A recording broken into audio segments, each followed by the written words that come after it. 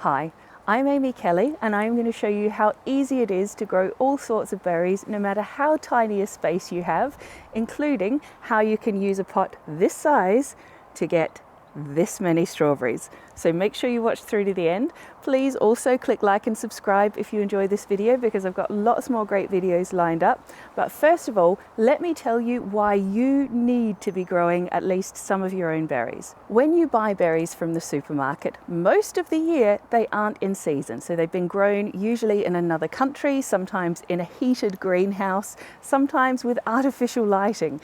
They are then wrapped up in plastic and shipped or flown to you under refrigeration. That is a huge carbon footprint. That is a ridiculous amount of extra waste being brought into our already overtaxed world. And to cap it all off, those fruit varieties have not been chosen for how delicious they are. They have been chosen by how easy they are to harvest, how well they transport, and how uniform the fruit size and shape is. Nothing to do with how well they taste or what the aroma's like or how nice the texture is. But when you grow berries yourself, you can choose the most delicious, succulent, aromatic, gorgeous, juicy, bursting with flavor fruit, and you are going to be eating it at the peak of seasonality with no food miles whatsoever.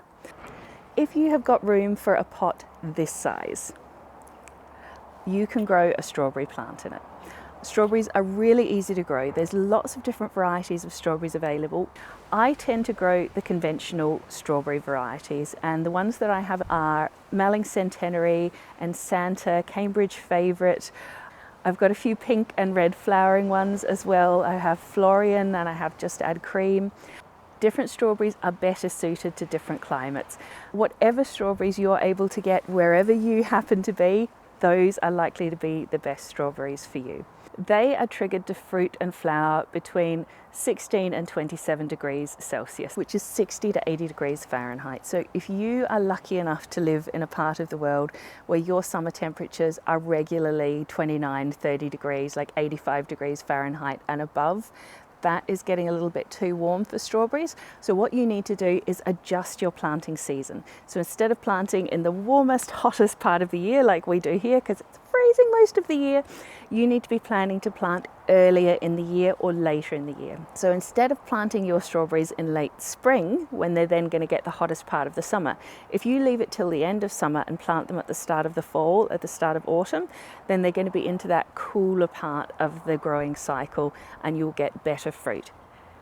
If you've got this much space, you can grow one strawberry plant, and if you look after it and give it a nice potassium-rich fertilizer like tomato feed or homemade comfrey feed once a week while it's during the fruiting season, and keep it well watered and give it plenty of sunshine, you'll get a fabulous harvest from it. It's not going to make you self-sufficient in strawberries, but they are going to be the best strawberries you've ever tasted. Now, if you're lucky, you have got space for this. This is a small hanging basket. And this is enough space for 3 strawberries. Now, a hanging basket like this with 3 strawberry plants in it is going to be capable of producing for you over the course of the summer this many strawberries. How amazing is that? Strawberry hanging baskets are really effective. Strawberries are just about the ideal plant to grow in a hanging basket. They have a trailing habit anyway.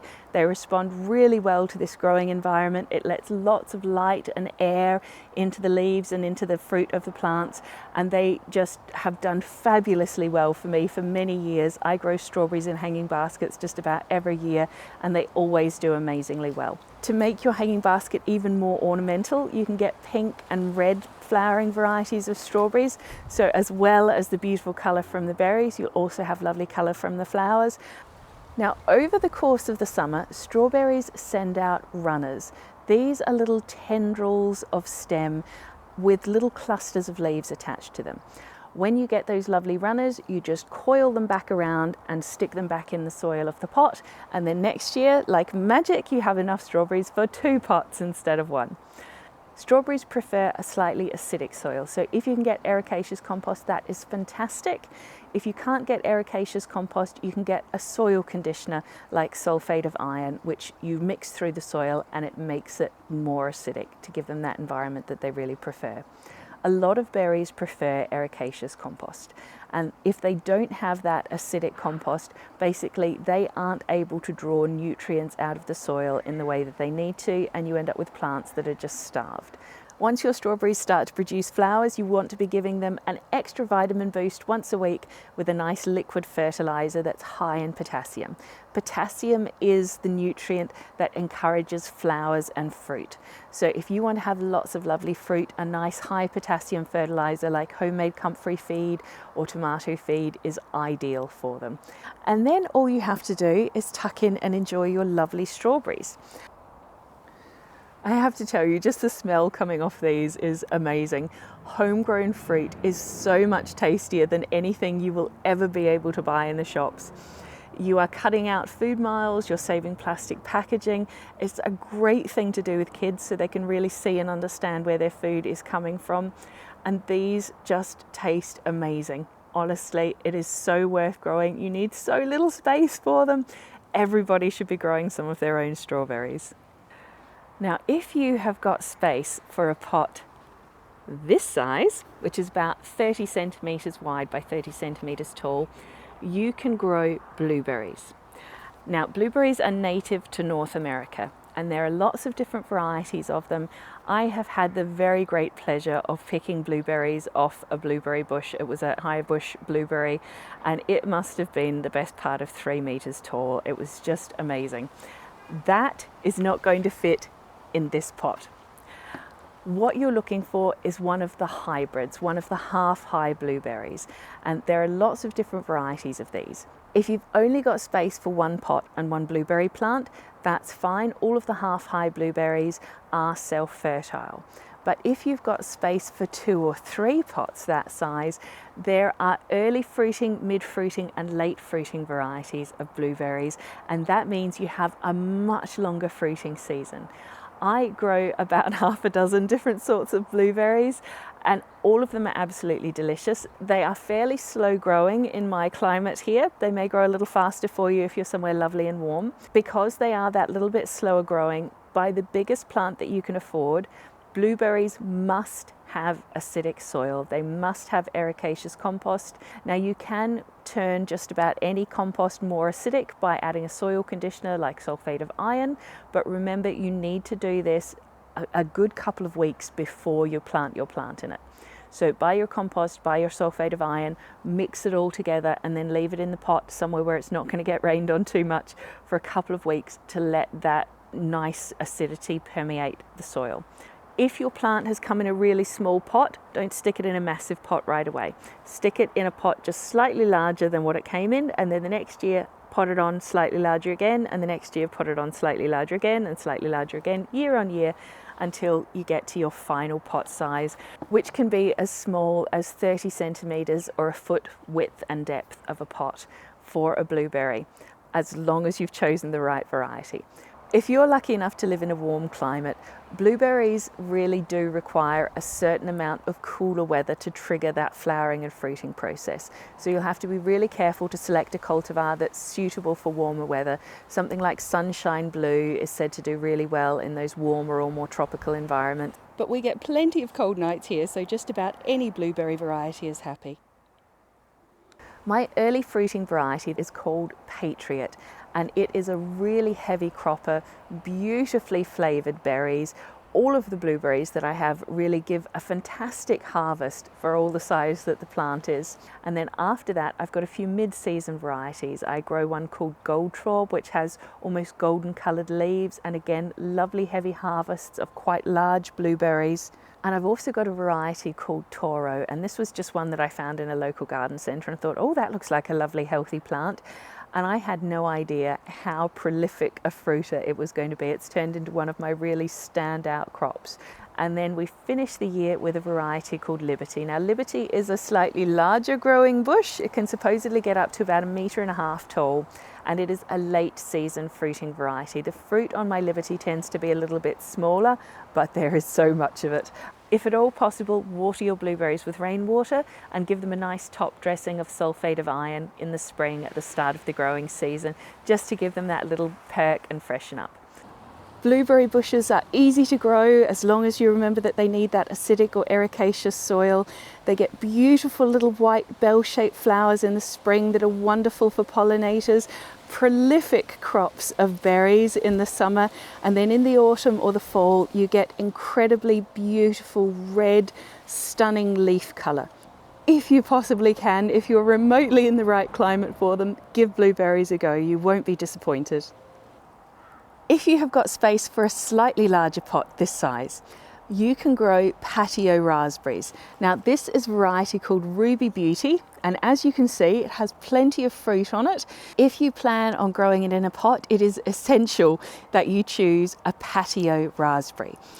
Any Patio Raspberry variety can be grown in a pot its entire life. Regular raspberries, things like Glen Ample, which is a lovely summer variety, or Autumn Bliss, which is an autumn variety, amazing plants, but they're going to grow 6 foot high or taller, and they're going to spread like wildfire, and they will never be happy in a pot. As you can see, still really prolific fruiting. We're only just at the start of July here in Ireland, so these are still mostly green, but as you can see, you'll get quite a considerable harvest.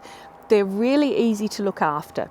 So if you look at this stem here, you can see that it's brown and it has got fruit on it. Once you've picked all of the fruit off that stem, you cut it off right back down at ground level.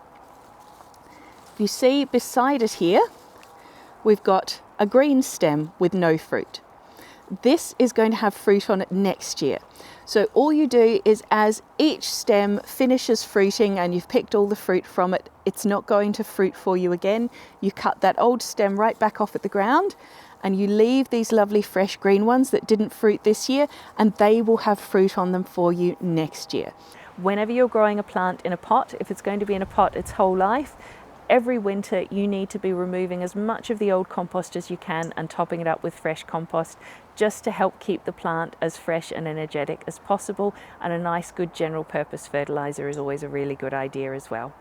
And then all you have to do is remember to pick them and eat them and enjoy them, and they are so delicious. The size of the harvest that you can get from a small pot like this will just absolutely astound you. If you have got room for a pot this size, that's about 60 centimeters or 2 feet wide by 2 feet deep, the world is your oyster. You can grow any patio fruit tree variety that you like. You could grow your raspberries, you could grow your blueberries, or you could grow kiwiberry. So this is a kiwiberry plant that I'm growing at the moment. As you can see, it is in a smaller pot. Always start your plants in a pot just slightly larger than the one they came to you in, and then gradually over the years work up. So this little plant is not going to be ready for that big pot for probably 5 or 6 years or more. Kiwiberries need support. They are climbers, but they won't hold on by themselves. So you'll need to tie them into a frame or a trellis or a pergola or whatever you're going to use. I've taken this off of some of its canes just so I can show you the beautiful fruit that it's developing. Now it's called a kiwiberry because inside these beautiful little fruits, they actually look and taste exactly like a kiwi. They'll never get fuzzy on the outside. They stay smooth skinned forever. You eat the skin as well as the fruit.